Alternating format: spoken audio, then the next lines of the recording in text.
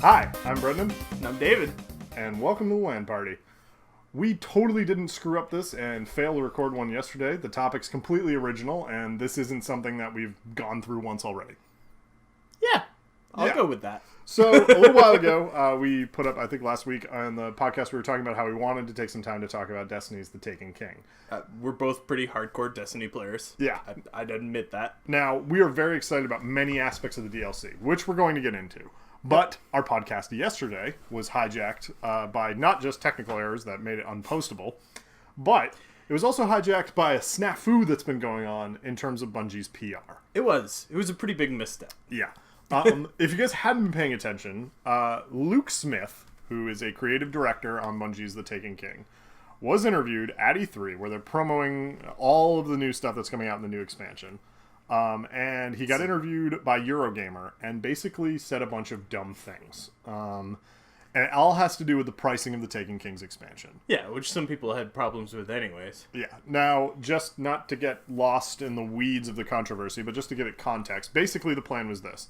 They had rolled out a variety pack of different pricing options for people. Yeah. If you're fresh to the game, wanted to get into Destiny The Taken King, you had the option of purchasing the entire game plus the 2 existing DLC packs with The Taken King for $60. If you're not bad. Existing player, you had the option of getting it digitally for $40 straight upgrade. And then they had a collector's edition, physical copy and digital copy, for $80.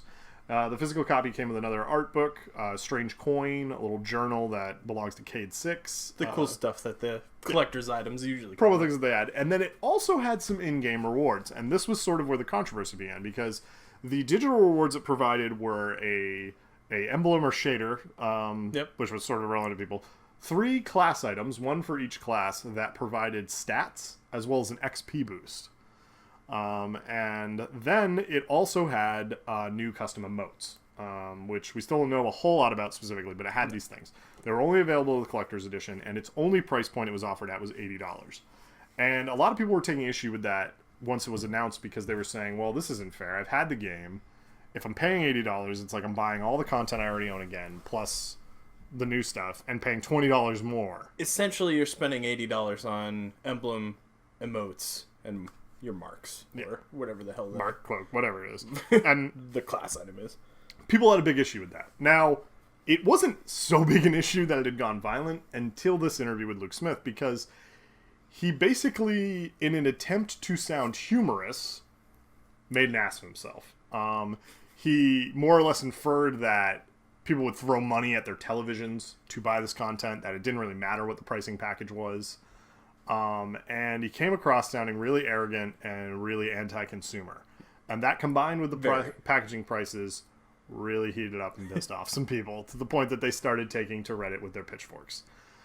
And most of the internet with their pitchforks. Yeah, and it got ugly quick. Now, on yesterday's failed cast, I had talked about how this, for me, was weighing 2 evils. One, I didn't really like what Luke Smith had said or Bungie's attitude about it. I didn't like the interim lack of information that we had gotten from Deej and his kind of press secretary role of sort of deferring us. But I also didn't like the sense of entitlement people had about the content, because for my mind, they were actually being pretty fair with the pricing all around, save for the fact that the collector's edition was gating some content. Yeah, and it seemed like it's weird content to gate. Yeah.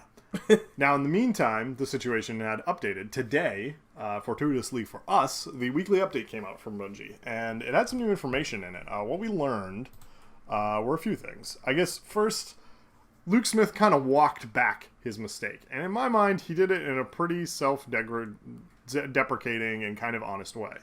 I'll let Luke's words speak for himself here. This is from Bungie's weekly update that was posted just a couple hours ago.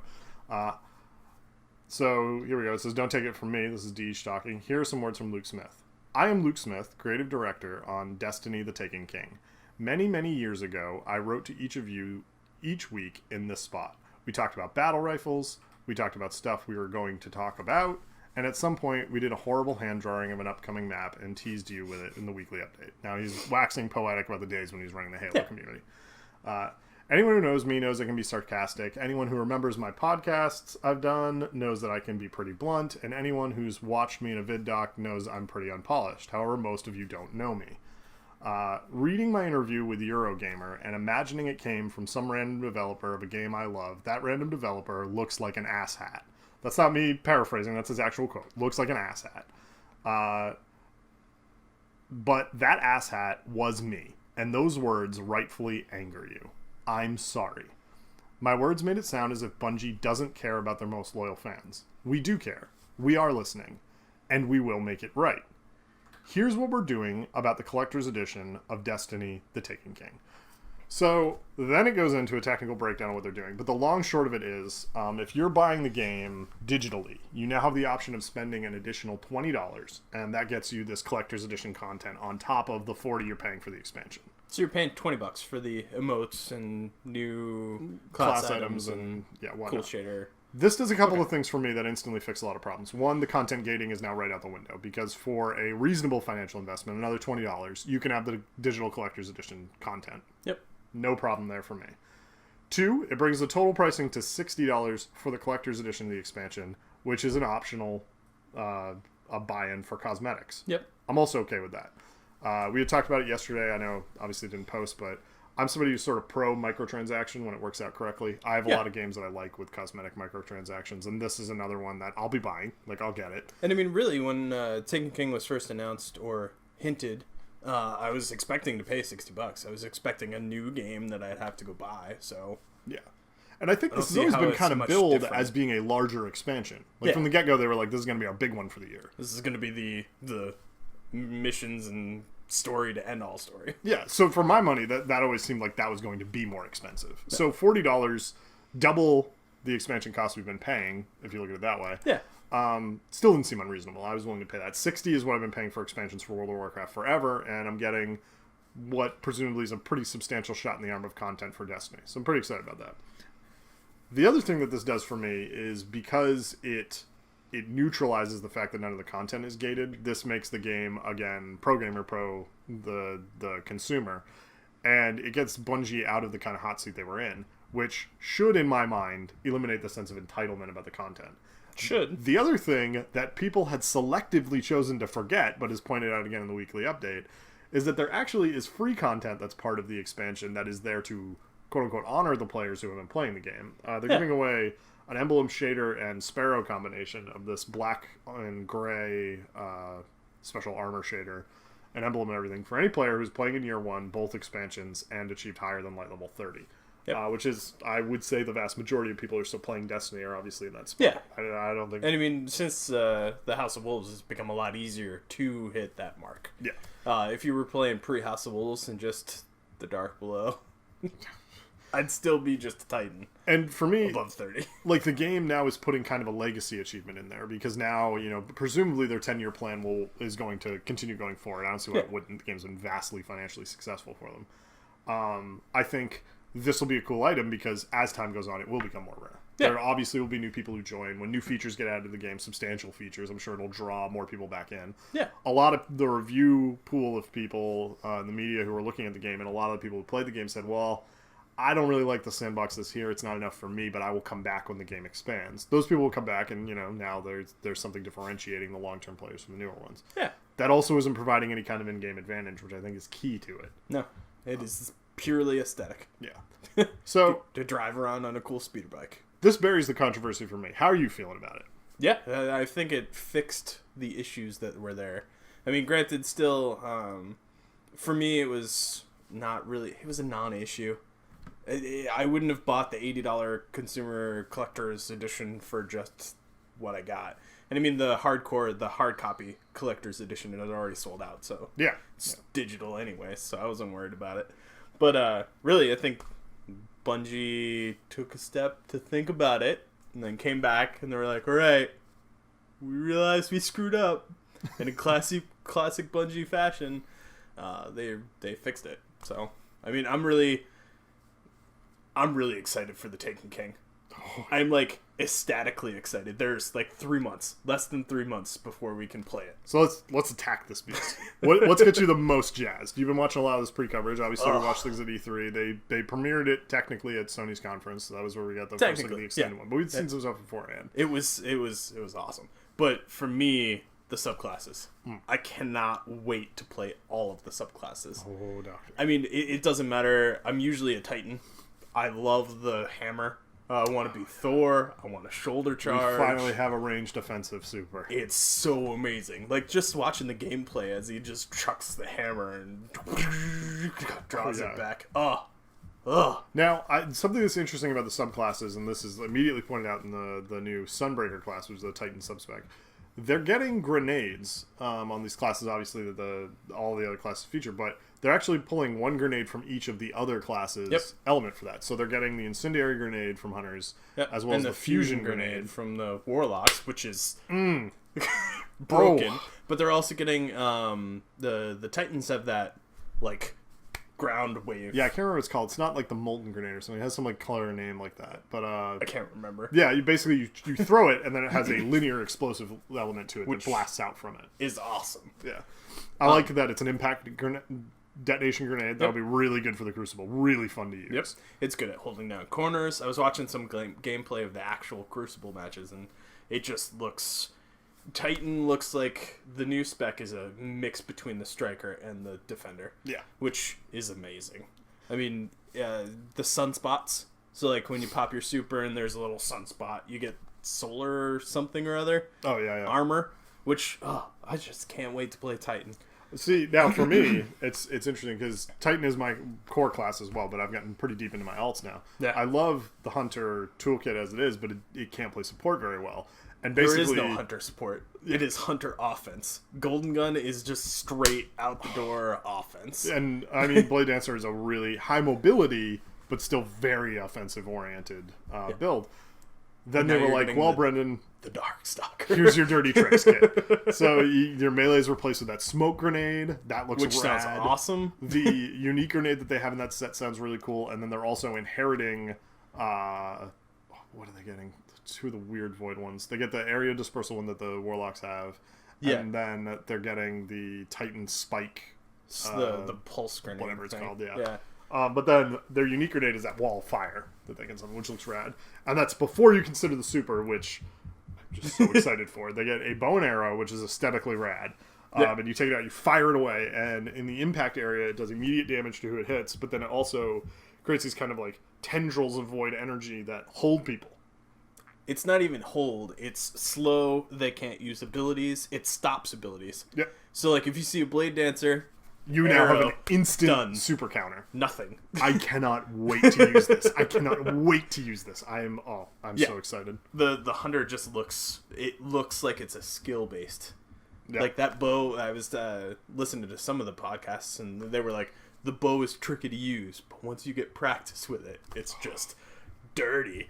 Locking down somebody at, like, they're capping B. And the synergy... Well, now you can't do anything. Well, and the synergy that's going to have with some of the other supers, like if you're doing area control and you have a Sunbreaker who's ready to go through that, you can just burn through them. Another super that will probably have a high level of synergy with Roost Mobility, the Emperor Palpatine murder everyone with Force Lightning that Warlocks are getting. The Warlock crazy lightning guy. Oh, the Stormcaller. The Stormcaller. This just looks metal. Like, I have a feeling we're going to see a lot of the Stormcaller in PvP. Yeah, I think we will too. It actually looks like it's a high risk reward super too, because now it's a continuous one, so they have to prime it. Yep. And it doesn't have an infinite amount of range. It looks like it has it's like mid shotgun range. Yeah, it has like a mid to short, and it looks like it'll have that risk involved in it. But it's really cool. You actually float off the ground. You move a little faster than you normally would, and it's just super cool to watch. Like when they're using it in the videos, and the guy's just shocking everything in front of him. The chain lightning aspects, you're hitting multiple targets if they're standing together. Their special grenades really cool. You like call down a personalized lightning storm and it just swirls like, around and plays some murdering things. Yeah, the new subclasses look rad. I think second to those probably, but really closely, are the new weapons for me. I'm really excited for one to see new weapons and to see new weapon perks and things. That'll be fun because more loot is great. But the aesthetic of these items is the thing that has me most interested. The design behind them now that we're seeing the different foundries that build the weapons within the city. That's right. Are now like being expressed in the art more than they were. Like you can have a Suros themed weapon now that actually looks kind of like Suros Regime. Like it has that Mass Effect-y kind of futurist space age white, red, black build to it. Cool looking gun. Then there's Amalon, who right now just has the hard light for us. But they're now getting like all these other guns that have this kind of like Star Trek looking... Every time I hear the word hard light, I just Yeah. I'm depressed. I get it all the time, and it's a bad gun. Yeah. No, it really should be named Flaccid Light. It's definitely impotent. It is a big floppy dick of a wasteland of gun. But, maybe the auto rifle buff hopefully coming. So, like, for you, it's the lore behind it. Like, the manufacturers are there. You're seeing more production of the Suros line of guns. Yeah, I think Destiny's kind of way of teaching the lore, maybe because of its failing in some other areas, has kind of been passive, right? Like, you see things, you get a feel for things over time, just looking at them in the game. Eventually get a bunch of Grimoire cards that... Yeah, you develop a relationship with it. Like we've slowly vaguely learned from some of the details in the environment, like which factions are linked to which planets and things. Yeah. And you learn things like, oh, that's the symbol for the Ishtar Collective, because that's on all those things. Oh, that's Clovis Beret, right? We don't really know what any of them are. But some of these things we've learned about through the weapons as well, because some of the perks have, like icons on them. Gallahorn. Gallahorn's a great example, yeah. And, like, the aesthetics behind that are attached to its lore. Now this is happening on a larger scale. And I'm really excited for it, because it's, like, a fix to that. Like, there might be people who are now selecting weapons based off of their faction preference. Like, I just really like the way Suros guns look, and if I can make them work, because they're balanced pretty well with the other ones, I'm going to choose to use these because I like looking like that. Suros pulse rifle looks ridiculous. That thing looks nasty, and the new Iron Banner sidearm that they were showing, the Soakum looking pistol with the wolf head on the side of it. Oh my god, that looks so good. You're right, the guns look awesome. I can't wait. There's also, I'm tentatively excited for the raid. I'm glad there's new raid content, obviously. I'm psyched that the PvE content's continuing the way it has been. I want the complexity of the Vault of Glass. I want more narrative. Yep. I want, a substantial raid encounter. But that's tempered now, because I really love Prison of Elders, and its accessibility outweighs my desire to have it have more lore. Yes. Now, I think for the raid experience, in order for it to meet their audience's demands, it's gonna have to be pretty substantial. It's gonna have to be hard. It'll be a challenge for 6 people. It's gonna have to have some meaty encounters. I mean, you saw that ogre, right? Yeah. That thing looks bad. Oh yeah, that fight looks really cool. And Oryx himself looks like he's gonna be cool. And he's talking a cool-looking designed character. Well, and they're talking a big game about the way the fight's gonna work. They're like, this isn't just a he stands there and you shoot him kind of boss fight. This is gonna be more of a battle between you and him. And I'm wondering if they're setting it up to work a little more like they did Skolas, where, he's kind of there wailing on you, you gotta work around him and things like that. But there are a lot more complicated issues than just the boss. Yeah. So, I'm hoping that they set it up that way. Obviously, they're gonna steer away from a lot of the things they did with Crota's End. Yeah. Except its content, which they're actually continuing and elaborating on, which is arguably one of the strengths of Crota's End, was that it actually had a villain to it. Yeah. Even if we didn't learn enough about him to care, it was designed around you, sort of, supposedly caring. Oryx looks a little more nefarious. He's got this whole Taken aspect to him. That, for me, was one of the cooler aspects of the new enemies. I mean, the fact that the trailer, you have, who the heck, the Titan commander talking. Zavala. Yeah. And he's like, we've had a distress signal from the Cabal on the moon. And we found out they aren't attacking, they're running. Yeah. And, like, the Taken are actual Fallen and Cabal and whatever the hell. Oryx is just like, you're mine now. I possess you. You're crazy. You get new abilities. And they're all, like, housed on this massive dreadnought that's come in from outside the reef. So it's, like, creeping in from these dark zones within the solar system. Yeah. And that's the new patrol area, right? Like, that's the new huge sandbox we had to play in. That's the new place. I'm excited because the screenshots look awesome. Yeah. And I have high hopes that they can use that environment in new ways that you can't achieve with just the planet sandboxes. Yeah. Like, it's cool to explore planet surface, but think of all the weird things you can do with that sandbox. The hidden areas you can make that are gated just by the tech of, like, the way that's designed. Or maybe they could do something fun like mess with gravity, or have traversal puzzles that are part of the patrol environment. Like, oh, there's a room you can get into way up here that has a whole other area to explore, but you have to be able to do a jumping puzzle to get over there that involves, like, and we all know from the Vault of Glass how well jumping puzzles work. Oh, God. I'm legitimately excited. I think it sounds really cool. Yeah, I like the new environment. And I'm actually, when it was first announced, I was like, oh, Hive, come on. We just did Hive in the Dark Below. I don't want another Hive, like, content patch. And now I'm really excited for it. Yeah. And I like, too, that by the design of it, it's sort of incorporating all the other races involved into it. Because they're getting, the various other villains in there. And he doesn't seem like a disjointed faction operating on his own. Because one of the pitfalls of a game, of MMOs in general, is that the enemies you can get encounter seem like they don't interact with each other. Like, in early WoW, you saw this a lot, where it was like, oh, here's the Burning Legion troops, and they took over this part of town. And then over here on the other side are the evil undead. And it's like, well, why aren't they fighting each other? They don't get along. And it's like, well, who knows? But now... You're on the same team. Yeah, now you can see them, like, the Cabal, from what we understand from their lore, are basically just a separate race who's sort of, like, capitalizing on the fact that the darkness wrecked all this stuff. Yeah. They're now at the mercy of some of the more horrible things in the galaxy. Like, the Hive are basically another step down in evil. They're not conquerors, they're just monsters. They're just monsters. So, even the Cabal squared off against them. And then this sort of reinforces the mode we've gotten with the Fallen, that they're scavengers who are just running from everything. They're also being abused by this. So, I like that. I like how it's subtly building up lore that they could turn into something more significant. Yeah, and I'm a sucker for lore. If the game has good lore, I just love it. It has good lore. It just doesn't have great narrative. We're hoping that gets better. We're hoping. I mean, I'm going to go buy my Red Bull to get my extra bonus quests and get as much as I can out of it.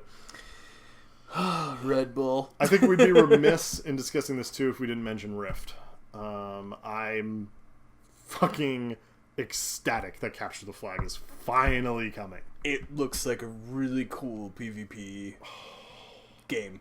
I cannot wait. I can't wait. I loved CTF and Halo. Well, we've been calling for Capture the Flag forever. Yes. And, I mean, speaking of the new PvP maps, what about Mayhem? Oh my god, man, yeah.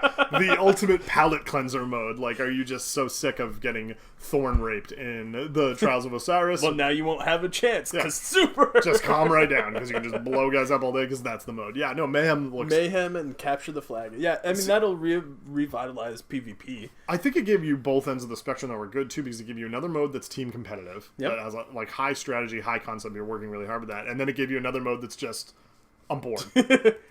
It's got cool, Bungie brought back the man catapults. Oh, man cannons. And the portals, that map itself just looks really cool. Yeah, I like the design of some of the new maps. I like the fact that they're designed around the new game mode, too. They're saying they're high symmetrical, made with long alleyways, made with long chases and things. And I'm really psyched about the build they're doing around it. I was a little dismayed to find out that vehicle combat's not getting another map or really any kind of work done to it, but I get that that's not really a highlight of the way they structured the game. It is much more about gunplay and small group tactics and things like that. But and me personally, I prefer that. The vehicle maps, I always end up not using any of my guns and finding the tank. Yeah. Well, and that's the thing Where too. is it? I feel like the vehicles don't have the same variety of strategic value that like the ones in Halo do. No. So it always kind of felt like they weren't necessary. And superfluous. I'm not surprised they're moving away from it, but I hope at some point they get back. But man, am I excited for CTF. I can't Capture wait. the Flag. I also would like to point out here, the two modes I've been calling for, Single Limb, Capture the Flag. We got them back to back. So Single Limb is fun. Thank you very much, Bungie. I wanted these things. You're giving them to me. That makes me very happy. Yeah. Very, very happy. And I mean, really, like, this game just keeps getting better. If, like, you gave up on it for the Dark Blow, I understand. I did, too. Yeah. Get the House of Wolves. Start prepping yourself, because the Taken King, if it's anything like the House of Wolves, is going to be amazing. Yeah, I think that is a huge takeaway to have right now, is that Destiny, for us, has always been something we really wanted. It's something we were invested in, even through kind of its dark time. And I think in the year it's been out, Bungie has done an impressive amount of learning. They've learned pretty damn quickly. Well, I mean, if you think about it, it's only been out a year. Yeah. That is like a crazy turnaround time for what they've done. During the Dark Blow, I kept saying I'm wondering about the turnaround. I'm wondering if they can actually, within House of Wolves, affect the content to be more pro-user, more this, that. They 100% righted that ship. They pulled it right back towards where it needed to be and got it moving in a much better direction in almost every aspect of the game. If they can keep that momentum going through this, that is an achievement. And I mean, really, I think they will, because for me, Bungie's listening. And it's clear that they're listening. They read the blogs, they read the Twitter accounts and blah, blah, blah. They know what the problem is. They just have a slower turning angle and radius than we want them to. And I think even then they've been getting faster and faster about it. Yep. But I want to know what you guys think about it. I want to know if you're excited definitely. for the Taken King. I want to know if you're still playing Destiny or if you've given up. Are you thinking of coming back? Let us know in the comment section of the video and give us a like. And subscribe. Please subscribe, because that would be utterly fantastic.